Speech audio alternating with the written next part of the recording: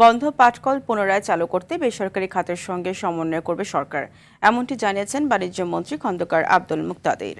মঙ্গলবার সকালে রাজধানীর ফার্মগেটে বহুমুখী পাট পণ্যের মেলা উদ্বোধন অনুষ্ঠানে এ কথা বলেন তিনি। বলেন, দীর্ঘদিনের স্থবিরতা কাটিয়ে পাট খাতকে পুনরুজ্জীবিত করতে কাজ করছে সরকার।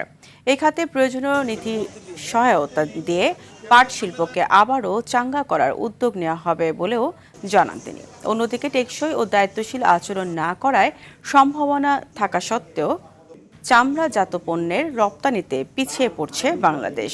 এই সংকট দূর করা গেলে শুধু চামড়াজাত পণ্য নয়, অন্তত 4টি খাতে কয়েক বিলিয়ন আয় করা সম্ভব বলে মনে করেন বাণিজ্যমন্ত্রী। ৬,০০০ টন পাট বীজ এটি আগামী দিনে বাংলাদেশে উৎপাদন করতে হবে। এটি হচ্ছে লক্ষ্য নাম্বার 1। যে কোনো শ্রমের আপনি যদি উপযুক্ত মূল্য না দেন তাহলে এটার কোনো ইনসেন্টিভ নাই। এটার মোটিভেশন ইনসেন্টিভটাই হচ্ছে যে এটা একটা ফেয়ার প্রাইস পাবে।